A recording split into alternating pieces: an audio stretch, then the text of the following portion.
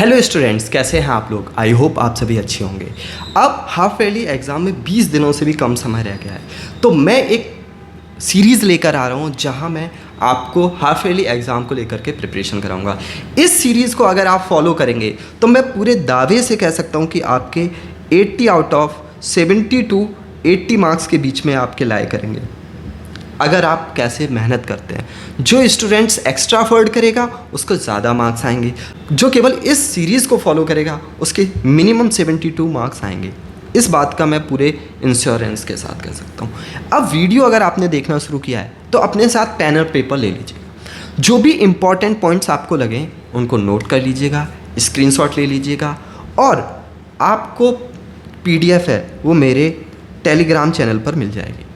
अब हम शुरू करते हैं आज के टॉपिक। इस चैप्टर में कई सारे टॉपिक हैं, उन सारे टॉपिक्स को हम डिस्कस ना करके आज के वीडियो में जो डिस्कस करने वाले हैं वो डिस्टेंस वर्सेस डिस्प्लेसमेंट डिस्कस करने वाले हैं, स्पीड एंड वेलोसिटी डिस्कस करने वाले हैं, uniform and non uniform motion discuss करने वाले हैं, और एक्सेलरेशन डिस्कस करने वाले हैं। तो आज की क्लास में केवल यही टॉपिक्स रहने वाले हैं। देखो, मैं वन शॉट वीडियो नहीं बना रहा, उसका रीज़न है कि स्टूडेंट्स में इतना पेशेंस नहीं है कि वो 2 घंटे 1.5 घंटे बैठ करके वीडियो देख सकें। तो मैंने क्या किया है, हर एक चैप्टर को मैंने 2 और 3 पार्ट्स में डिवाइड किया है, जहाँ से आप कंप्लीटली रिवीजन कर सकते हैं। इसके साथ साथ आपको जो प्रीवियस ईयर आए हुए एग्जाम में क्वेश्चंस हैं उनको भी मैंने इंक्लूड किया है। तो जो 3 टॉपिक्स रह जाएंगे, ग्राफिकल रिप्रेजेंटेशन ऑफ मोशन, वो इसके बाद हमारा जो रह जाएगा वो रह जाएगा सर्कुलेशन मोशन और इक्वेशन ऑफ मोशन। ये 3 टॉपिक्स को हम नेक्स्ट वीडियो में कवर करेंगे। तो सबसे पहले हम स्टार्ट करते हैं। सबसे पहले व्हाट इज़ मोशन। टॉपिक का नाम ही है मोशन, तो हमें पता होना चाहिए कि मोशन क्या होता है। तो if the location of object change with the time, object is said to be motion. अगर कोई भी ऑब्जेक्ट का टाइम के साथ उसकी लोकेशन चेंज हो रही है तो उसे हम क्या कहेंगे, मोशन कहेंगे। आप देख रहे हैं मेरे हाथ क्या है, मोशन में है, क्योंकि ये समय के साथ डायरेक्शन चेंज हो रहा है। इसको और अच्छे से एग्जांपल से समझते हैं। जैसे फॉर एग्जांपल ये बेचारा चिंटू है। चिंटू अगर एक प्लेस पर खड़ा है तो हम इसे क्या कहेंगे कि चिंटू हमारा रेस्ट में है। लेकिन चिंटू टी टाइम बाद ये चिंटू पोजीशन B पर आ गया है। जो पोजीशन B पर आ गया है, इसकी पोजीशन चेंज हो गई है। इसे क्या कह सकते हैं कि भाई साहब ये चिंटू है वो मोशन में है, एक प्लेस से दूसरे प्लेस तक गया है, उसमें मूवमेंट हुआ है। इसे क्या कहेंगे, हम मोशन कहेंगे। तो सर रेस्ट क्या है? Position of the object does not change with the time. अगर कोई भी समय के साथ, कोई भी ऑब्जेक्ट का समय के साथ अगर पोजीशन चेंज नहीं हो रही तो हम उसे क्या कहेंगे, वो रेस्ट में। जैसे कि ये हमारा माइक अभी हमारा एक फिक्स प्लेस पर है तो ये हमारा क्या है, रेस्ट में है। लेकिन मेरे हाथ हैं वो मूवमेंट कर रहे हैं तो ये क्या, हाथ क्या है, मोशन में। आया समझ में या नहीं? आई होप आपको समझ में आया होगा कि अगर कोई भी ऑब्जेक्ट टाइम के साथ लोकेशन चेंज करे तो उसे हम मोशन कहेंगे, और अगर कोई भी ऑब्जेक्ट टाइम के साथ अगर लोकेशन चेंज ना करे तो हम उसे क्या कहेंगे, रेस्ट कहेंगे। आई होप आपको ये समझ में आएगा। अब बात ये समझते हैं कि सर क्या मोशन भी रिलेटिव होता है? Yes, motion is also relative. इसको कैसे समझते हैं एक एग्जाम्पल लेता हूं मैं और आपको अच्छे से समझ में आएगा। ये है चिंटू, और ये चिंटू के फ्रेंड्स ये स्कूल बस में जा रहे हैं, स्कूल के बाद ये घर जा रहे हैं। अब ये सारे बच्चे, ये मान लो बॉब है और ये बबीता है। बॉब और बबीता एक दूसरे के पोजीशन, एक दूसरे के रिस्पेक्ट में रेस्ट में है। ऐसा क्यों? क्योंकि इन दोनों की तो लोकेशन चेंज ही नहीं हो रही है, ये तो फिक्स एक सीट पर बैठे हैं। लेकिन जब चिंटू इनको देख रहा है तो ये चिंटू हमारा ऑब्जर्वर है, ये जब देखता है बबीता और बॉब को तो ये इसके मोशन में दिखाई दे रहे हैं, क्योंकि ये लोकेशन चेंज कर रहे होते हैं। तो अभी यहाँ से क्या समझ में आया कि बॉब और बबीता एक दूसरे से रेस्ट में हैं, जबकि जो चिंटू के, अगर हम चिंटू के रिस्पेक्ट में देखेंगे बस को, तो बस हमें क्या दिखाई देगी, मूव करते हुए दिखाएगी। तो चिंटू रेस्ट में है, बस मूव कर रही है, तो बस क्या है, मोशन में है। चिंटू के लिए बॉब क्या है, मोशन में है। चिंटू के लिए बबीता क्या है, मोशन में है। लेकिन अगर हम देखें बॉब और बबीता क्या दोनों मोशन में है, वो एक दूसरे के लिए रेस्ट में है, क्योंकि उनकी लोकेशन चेंज नहीं हो रही है। अब अगर वो दोनों चिंटू को देखेंगे तो क्या है, चिंटू उनको मोशन में लगेगा। आया समझ में या नहीं? चलो इसको और आसान करते हैं। जैसे मान लीजिएगा ये क्या है, आप अभी क्या लग रहे हो, आप बैठे हो एक जगह, लेकिन अगर हम देखें कि ये जो अर्थ है वो मूव कर रही है अराउंड द सन, तो हम क्या कह सकते हैं कि अगर हम सन से रिस्पेक्ट में क्या करें, हम भी किस में हैं, मोशन में हैं। लेकिन हम एक जगह बैठे हुए भी मोशन में हैं। क्यों? क्योंकि अर्थ रिवॉल्व कर रही है किसके, सन के चारों तरफ। तो हम क्या कह सकते हैं कि सन के रिस्पेक्ट में अर्थ क्या है, मोशन में। तो ये क्या है, रिलेटिव मोशन इज रिलेटिव, और हम इसको कह सकते हैं रिलेटिव मोशन। जब हम किसी ऑब्जेक्ट को ऑब्जर्वर के पॉइंट ऑफ व्यू से देखते हैं तब हमें पता चलता है कि कोई भी ऑब्जेक्ट मोशन में है या रेस्ट में है। आई होप आपको समझ में आया होगा। आगे बढ़ते हैं। अब हमारे पास 2 टाइप्स के मोशन होते हैं, यूनिफॉर्म मोशन और नॉन यूनिफॉर्म मोशन। सबसे पहले समझते हैं यूनिफॉर्म मोशन क्या है। When an object travel equal distance in equal interval of time of object is said to be uniform motion. अगर कोई भी ऑब्जेक्ट इक्वल टाइम को ट्रेवल करता है, इक्वल डिस्टेंस को समझते हैं। जैसे फॉर एग्जांपल पॉइंट ए है और पॉइंट बी से बी तक। पॉइंट ए क्या है, ये चिंटू का स्कूल है। ये क्या है, पॉइंट ए चिंटू का स्कूल है, और पॉइंट बी क्या है, चिंटू का घर। अब जब चिंटू स्कूल से घर जाता है तो क्या होता है, वो आज बिल्कुल एकदम मूड में है, तो वो एक प्लेस से दूसरे प्लेस तक वो किसी से बातें नहीं कर रहा है, वो फिक्स डिस्टेंस को ट्रैवल कर रहा है 40 किलोमीटर पर आवर। ये क्या है, मोशन एक फिक्स है। पॉइंट ए से पॉइंट बी तक उसने 40 किलोमीटर पर आवर की एक यूनिफॉर्म मोशन के साथ उसने ट्रैवल किया।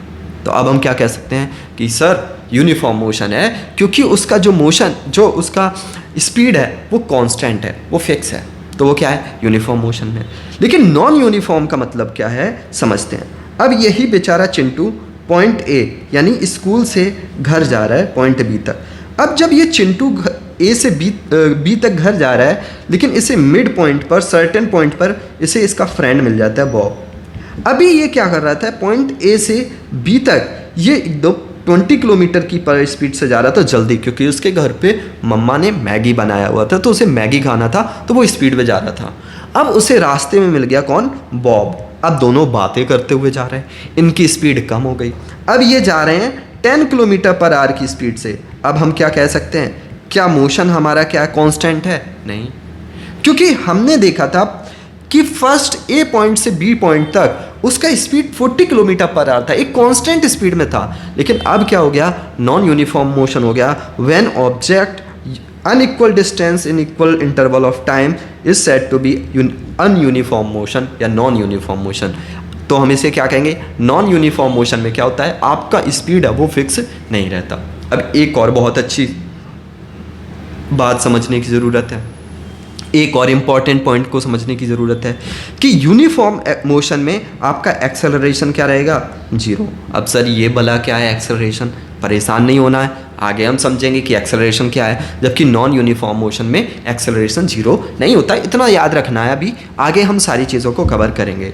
अब हम समझते हैं the very important concept scalar quantity and vector quantity.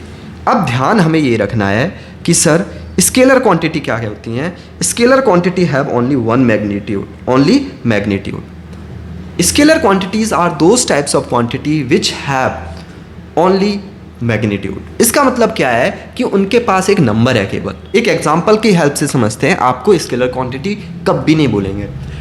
आप अगर डॉक्टर के पास जाते हैं तो क्या कहते हैं, डॉक्टर मुझे फीवर है 103 फ़ारेनहाइट। अब क्या कहते हो, क्या ये कहते हो कि नॉर्थ ईस्ट डायरेक्शन में मुझे 108 डिग्री फ़ारेनहाइट टेम्परेचर, नहीं ना। डिस्टेंस ट्रेवल किया, आप कहते हो मैंने आज सर 10 किलोमीटर ट्रेवल किया, लेकिन क्या वहाँ कोई डायरेक्शन की ज़रूरत है, नहीं।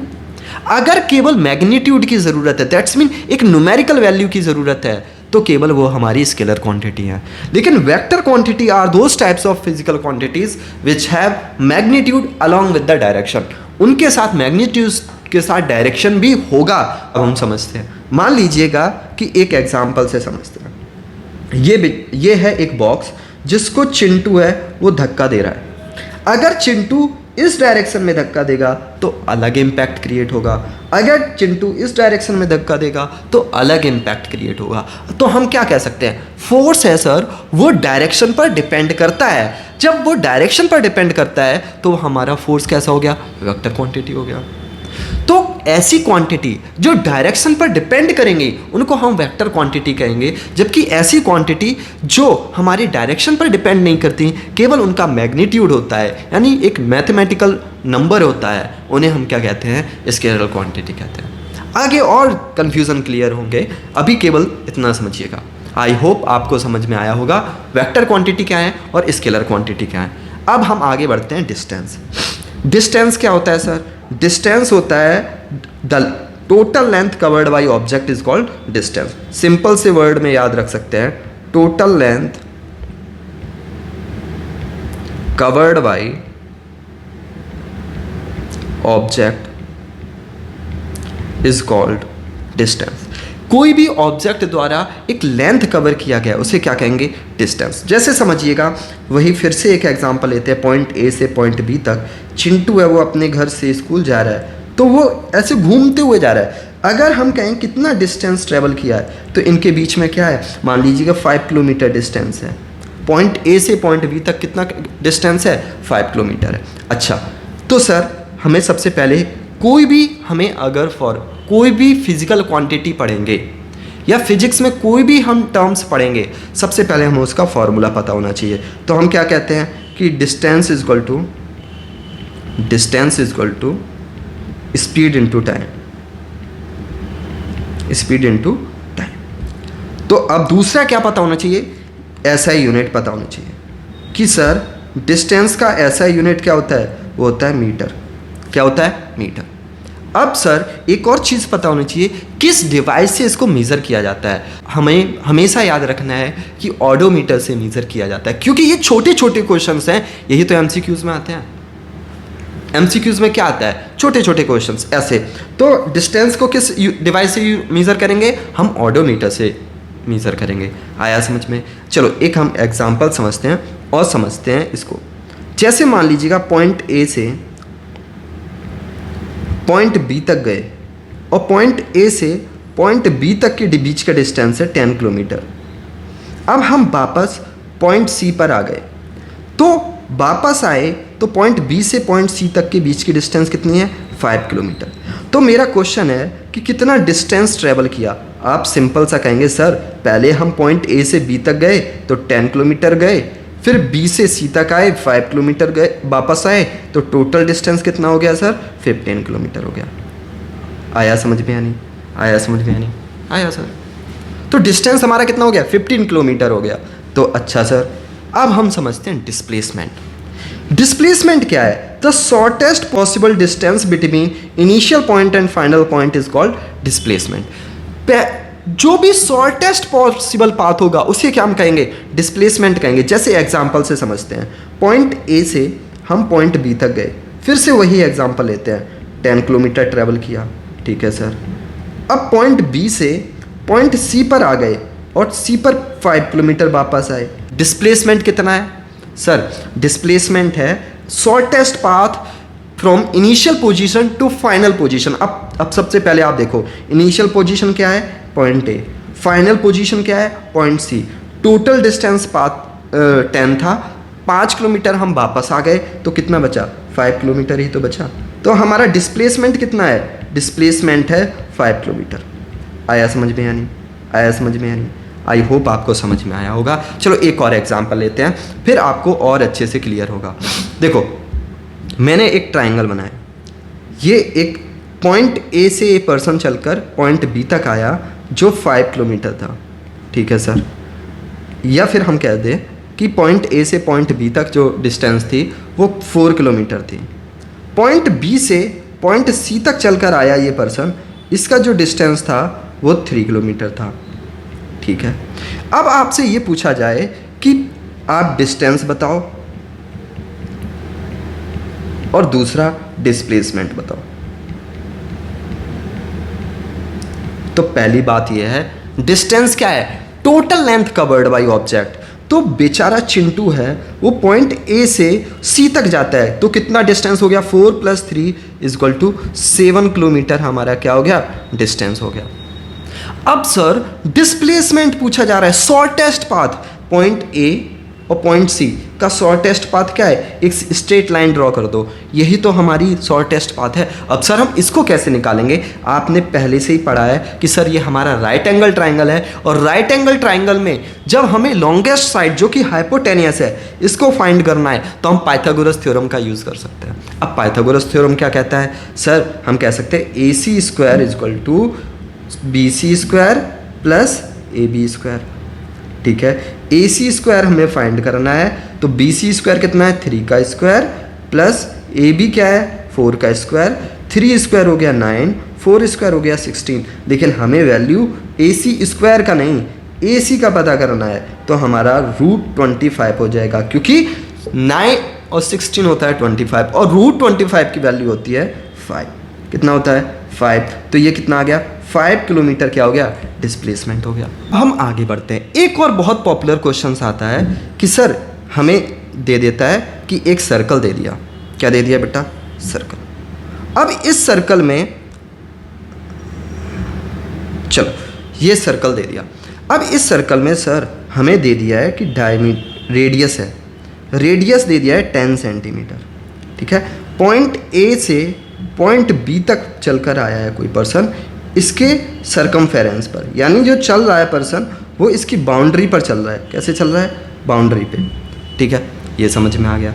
तो अब हमसे पूछ लेता है कि इसका डिस्प्लेसमेंट क्या होगा, तो डिस्प्लेसमेंट क्या है, शॉर्टेस्ट पाथ, डायरेक्ट कर दो ये, और ये जो स्ट्रेट लाइन है वो क्या है, वो हमारा डायमीटर है। किसका, डायमीटर है, और डायमीटर क्या होता है, रेडियस का 2 टाइम्स होता है। तो डिस्प्लेसमेंट कितना आ जाएगा 10 and 10 20 सेंटीमीटर। डिस्प्लेसमेंट कितना हो गया 10 and 10 इक्वल टू 20 सेंटीमीटर। अब सर डिस्टेंस की बात करेंगे तो क्या करेंगे, डिस्टेंस में हम निकालेंगे, हमें पता है कि सर्कमफेरेंस क्या होता है 2πr। अब सर पाई की वैल्यू 2, पाई की वैल्यू 22/7 और जो रेडियस है वो 10 है, लेकिन हमें हाफ निकालना है क्योंकि हमें पॉइंट ए से बी तक केवल इतना ही पाथ कवर किया है, वही निकालना है। तो हम 2 का डिवाइड कर देंगे, तो ये हमारा हो जाएगा 220/7 सेंटीमीटर। ये हमारा क्या आ जाएगा, डिस्टेंस आ जाएगा। आया समझ में। चलो अब हम क्वेश्चंस पर आते हैं। आपको वीडियो को पॉज करना है, इस क्वेश्चन को सॉल्व करें, फिर मैं डिस्कस करूँगा। आई होप आपने क्वेश्चन को सॉल्व किया होगा। अगर आप क्वेश्चन को सॉल्व नहीं करेंगे तो आप कुछ नहीं सीख पाएंगे। अगर सीखना है तो अपने कंफर्ट जोन को छोड़ करके क्वेश्चन को सॉल्व करना पड़ेगा, तभी सीख पाएंगे। अब देखो क्या कहा जा रहा है, समझते हैं। After studying the motion of ball rolling straight line shows figure, point A से पी से क्यू, पी से आर और आर से क्यू तक मूव करता है। पी से क्यू तक के बीच का डिस्टेंस 10 मीटर गिवन है। First find the distance and displacement covered when roll P to Q then to R. अब हमें पता करना है कि सर डिस्टेंस पहले निकालते हैं। डिस्टेंस कब निकालनी है, पी से क्यू जाता है और क्यू से आर आता है। तो देखो भैया डिस्टेंस कितना हो गया, पहले हम 10 किलोमीटर गए, फिर 2 किलोमीटर वापस आए, तो डिस्टेंस हो गया 12 मीटर। किलोमीटर में नहीं है, मीटर में है, तो हमें मीटर रखना है। अच्छा, तो डिस्टेंस कितना हो गया 12 मीटर। अब हमें क्या करना है, डिस्प्लेसमेंट। डिस्प्लेसमेंट क्या है, शॉर्टेस्ट पाथ है, तो P और Q के बीच में शॉर्टेस्ट पाथ कितना है सर, P और Q पूरा है हमारा 10, उसमें से हमें P और R तक ही जाना है। कितना जाना है, PR। तो क्या है, P से R के बीच की डिस्टेंस क्या हो जाएगी, 10 - 2 = 8 मीटर। सर सब्सट्रैक्ट क्यों किया है, क्योंकि हमें शॉर्टेस्ट पाथ निकालना है। P से Q तक की डिस्टेंस तो 10 है, लेकिन हम 2 मीटर वापस भी तो आए हैं। अब P से R तक के बीच की दूरी कितनी रह जाएगी, 8 मीटर। यही हमारा डिस्प्लेसमेंट है। आई होप आपको समझ में आया होगा। आगे बढ़ते हैं।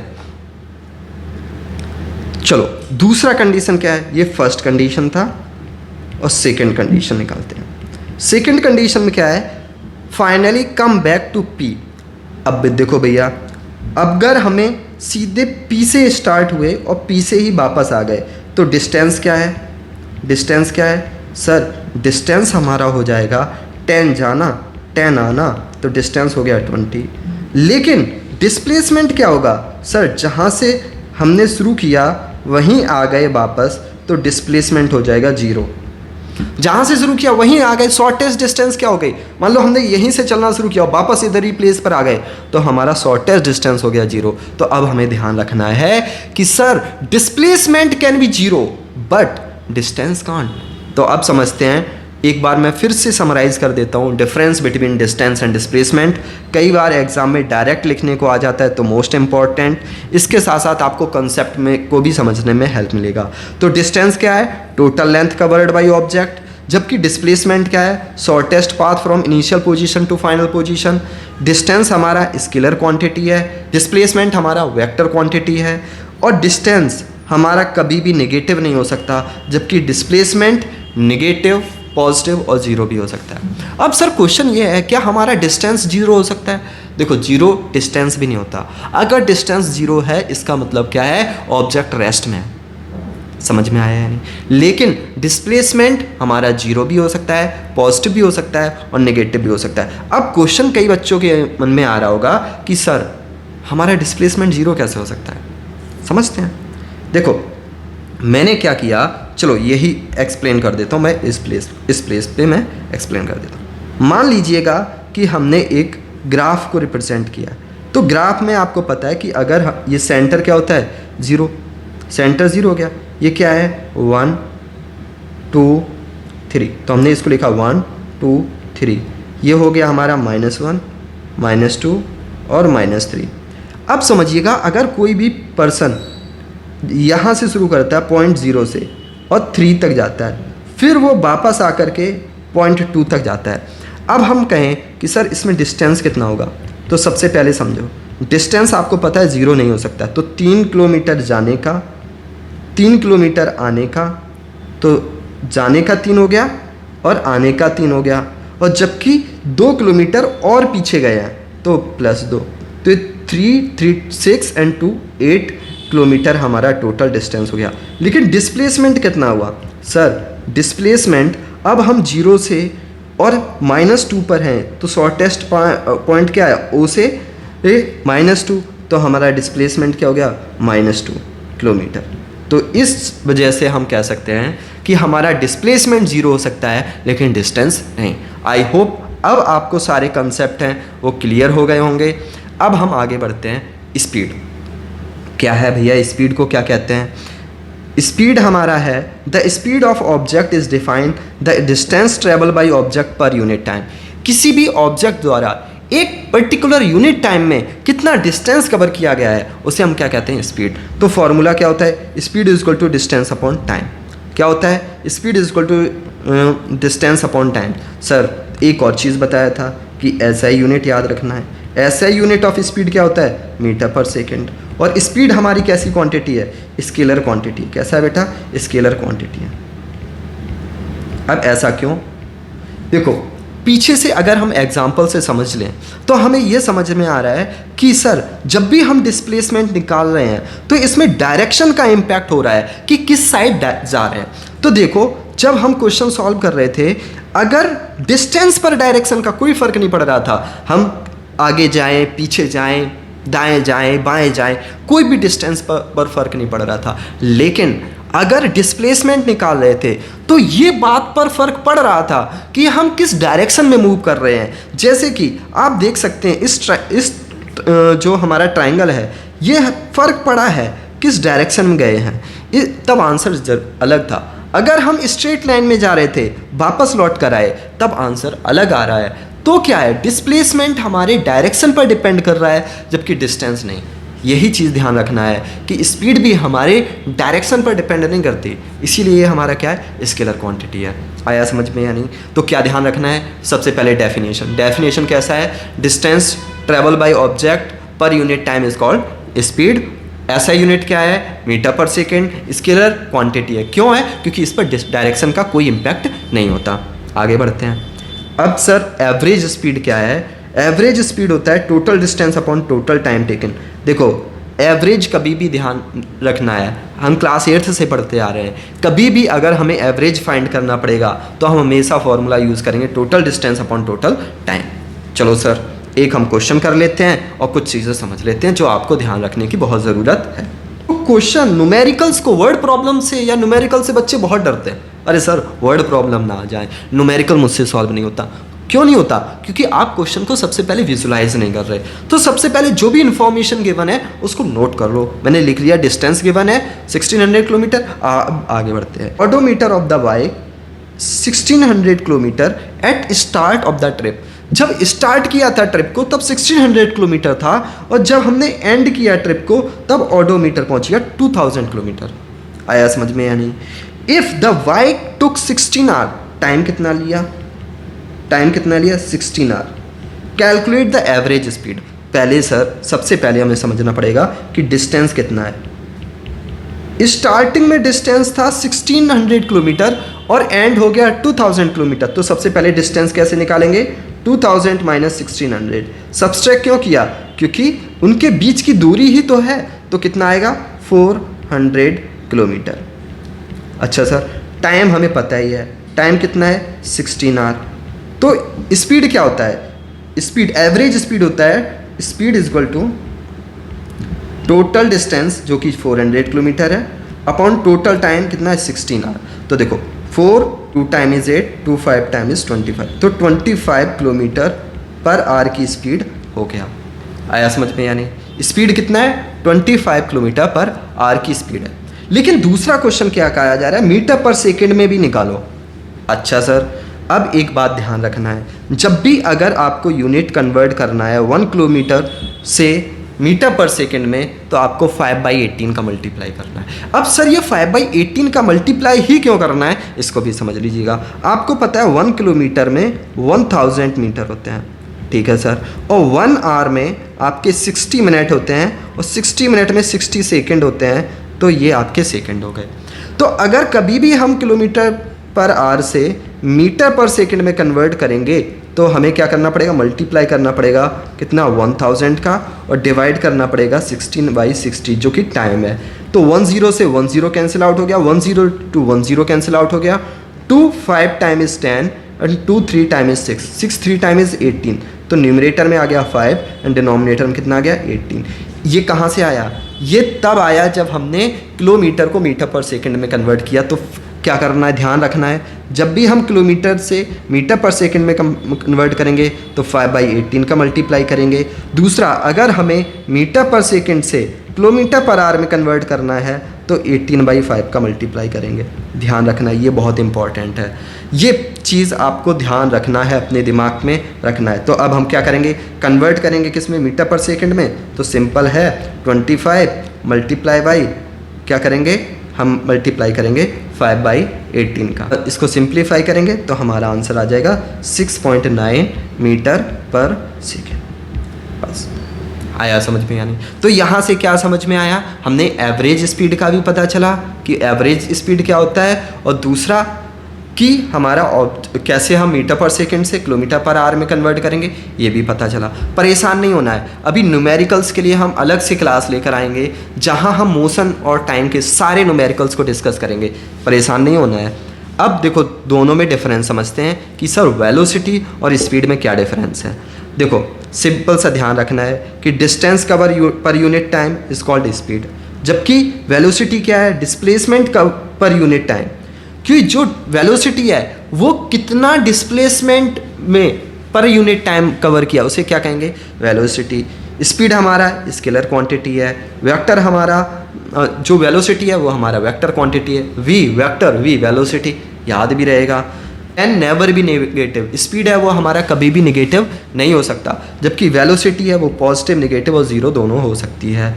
आया समझ में? यानी तो ये भी बहुत इंपॉर्टेंट है, कई बार डायरेक्ट आ जाता है और स्टूडेंट समझ भी नहीं पाते कि वेलोसिटी और स्पीड में क्या डिफरेंस है। दोनों कई बार बच्चे समझते हैं सेम ही है। हाँ सेम होता है जब अगर वो एक स्ट्रेट लाइन में ट्रेवल हो, एक स्ट्रेट लाइन में है तो हमारा स्पीड और वेलोसिटी सेम होता है। आया समझ में? आई होप आया होगा। आगे हमारा है acceleration, the very very important concept. Acceleration क्या है? Rate of change of velocity, कितना वेलोसिटी में चेंज हुआ है उसे क्या कहेंगे? एक्सेलरेशन। जैसे समझिएगा कि अगर हम पॉइंट ए से पॉइंट बी पर गए, पॉइंट ए पर हमारी गाड़ी थी वो 5 किलोमीटर पर आवर की स्पीड थी, और पॉइंट बी पर हमारी गाड़ी हो गई 15 किलोमीटर पर आवर।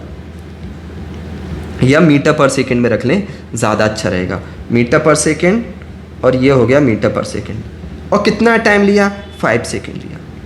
तो यही तो कहा जा रहा है कि change in velocity per unit time. तो चेंज इन वेलोसिटी क्या है? हमेशा याद रखना है कि जब भी हम इनिशियल वेलोसिटी को u से और फाइनल वेलोसिटी को v से रिप्रेजेंट करते हैं तो क्या हो जाएगा? Acceleration is equal to v minus u upon t. v क्या है? हमारा फाइनल वेलोसिटी है और u क्या है? इनिशियल वेलोसिटी है। तो ये हमारा क्या हो गया? फॉर्मूला हो गया। सर ऐसा यूनिट को भी ध्यान रखना है, याद रखना है, बिल्कुल सही है। इसका क्या है? Metre per second square. Question ये है कि हमारा मीटर पर सेकेंड स्क्वायर कैसे आ गया, समझते हैं।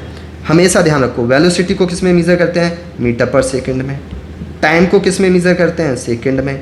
अब देखो, आपको पता है जब भी इस तरीके की कंडीशन होती है, यहाँ न्यूमरेटर है, यहाँ डिनोमिनेटर है, यहाँ न्यूमरेटर है, यहाँ डिनोमिनेटर नहीं था, मैंने 1 लिख लिया। न्यूमरेटर इस तरीके से न्यूमरेटर टू डिनोमिनेटर और numerator to denominator to numerator का मल्टीप्लाई कर देते हैं। तो 1 का m में मल्टीप्लाई करेंगे तो मीटर आ जाएगा और सेकंड का सेकंड में मल्टीप्लाई करेंगे तो सेकंड स्क्वायर आ जाएगा। तो ये क्या आ जाएगा? मीटर पर सेकंड स्क्वायर। अब ध्यान रखने वाली बात है, कई बार एग्जाम में metre into second to power -2 लिखा होता है। कई बार बच्चे यही गलती कर देते हैं, वो एग्जाम में ये ऑप्शन देखते ही नहीं है। अब क्यों है ऐसा? क्यों है ऐसा? इसलिए है क्योंकि हमने पढ़ा हुआ है एक्सपोनेंट्स एंड पावर में कि कोई भी a to the power -n है, अगर न्यूमरेटर में जाएगा, या फिर हम 1 upon a to the power n है, न्यूमरेटर में जाएगा तो -n हो जाएगा। यही है, सेकंड को ऊपर भेज रहे हैं तो ये क्या हो जाएगा? Metre into second to power -2, ये हो गया। तो दोनों चीज़ें एक ही है, मीटर पर सेकेंड स्क्वायर या फिर मीटर इंटू सेकेंड स्क्वायर, दोनों में कंफ्यूज नहीं होना है। आया समझ में? तो देखो, यही मेरे पढ़ाने का तरीका। मैं एक एक बात बता रहा हूँ, ये कैसे आ रहा है। अगर मीटर पर सेकंड हो रहा है, स्क्वायर हो रहा है, तो क्यों हो रहा है, उसका पीछे का लॉजिक क्या है। आपको हमेशा डेफिनेशन याद रखने की ज़रूरत नहीं है, हमेशा ऐसा यूनिट याद रखने की ज़रूरत नहीं है। कोई भी टर्म उठाओ, उसका केवल डेफिनेशन, उसका फॉर्मूला याद रखो, बस आप सारी चीज़ें लिख सक पाओगे। जैसे कि एक्सेलरेशन का क्या है? v minus u upon t. तो v माइनस यू क्या है? वेलोसिटी है, चेंज इन वेलोसिटी। तो हम क्या कहेंगे? Acceleration is defined as change in velocity along with the time is called acceleration. हो गया, डेफिनेशन आपने खुद लिख लिया। अब सर यूनिट कैसे लिखेंगे? मीटर पता है, मीटर होता है मीटर पर सेकेंड। किसका? मीटर पर सेकेंड किसका होता है? वेलोसिटी का। टाइम किसका होता है? सेकेंड। ये इसी से आ गया metre per second square. Acceleration कैसा है? ये हमारा वेक्टर क्वांटिटी है। क्यों? क्योंकि डायरेक्शन पर इम्पैक्ट क्रिएट करता है। चलो एक क्वेश्चन करके देखते हैं, फिर आगे समझते हैं। Starting from a stationary position, a car accelerate the velocity 5 metre per second in 20 second. Then driver the car off applied brake, then that the velocity of the car down 3 metre per second to next 6 second. Calculate the acceleration in both condition. देखो sir, first condition समझते हैं। इस second बाद 5 metre per second की speed से होगी, तो यानी इनिशियल वेलोसिटी क्या थी हमारी? इनिशियल वेलोसिटी को किससे रिप्रेजेंट करते हैं? u से। u क्या था? 0। और v क्या हो गया हमारा? 5 मीटर पर सेकेंड। और टाइम कितना है? 20 सेकेंड। अब हमें एक्सेलरेशन का तो फॉर्मूला पता ही है, a equal to v minus u upon t. v कितना है? 5, u कितना है? 0, t कितना है? 20। तो ये क्या हो गया? 5/20। और 5/20 को सिंप्लीफाई करेंगे क्या हो जाएगा? 1/4। तो 1/4 को अगर हम डिवाइड करेंगे तो कितना हो जाएगा? 0.25 मीटर पर सेकेंड स्क्वायर। ये हमारा क्या आ जाएगा? ये हमारा पहली कंडीशन का एक्सेलरेशन आ जाएगा। अब सर दूसरी कंडीशन समझते हैं। गाड़ी जो थी वो हमारी 5 मीटर पर सेकेंड चल रही थी, ब्रेक लगाया, 6 सेकेंड बाद इसकी स्पीड 3 मीटर पर सेकेंड हो गई। इनिशियल वेलोसिटी क्या थी? 5, u क्या था? 5, v क्या हो गया? 3, एंड टाइम कितना हो गया? 6 सेकेंड। तो हम फॉर्मूला लगाएंगे, acceleration is equal to v minus u upon t. तो ये v कितना है? 3 माइनस 5, t अपॉन कितना है? 6। तो -2/6 जो क्या हो जाएगा? ये हो जाएगा 1/3, और 1/3 हो जाएगा वो भी माइनस का। तो ये कितना हो जाएगा? -0.33 मीटर पर सेकेंड स्क्वायर। ये आपका आंसर आ गया। तो दोनों कंडीशन समझ में आया है नहीं? देखो, आज के लिए हम इतना ही रखते हैं। अब हमारे केवल 2 ही टॉपिक्स बचे हैं, जो कि है हमारा graphical representation and equation of motion. दोनों के हर एक क्वेश्चंस को डिस्कस करेंगे। आई होप आपको समझ में आया होगा। जो भी चीज़ें आपको समझ में नहीं आई हैं कमेंट बॉक्स में लिखो, सो दैट मैं उनको और अच्छे से एक्सप्लेन कर सकूं। और दूसरा आपको समझना है कि आपको प्रैक्टिस करनी पड़ेगी, बिना प्रैक्टिस के कुछ नहीं होगा। आई होप अगर आपको ये वीडियो पसंद आया होगा तो अपने फ्रेंड्स के साथ शेयर करें, क्योंकि मुझे मोटिवेशन कैसे मिलेगा? मुझे मोटिवेशन मिलेगा आपके वीडियो के शेयर करने से। तो आज के लिए इतना ही। Thanks for joining, have a great day, bye, take care.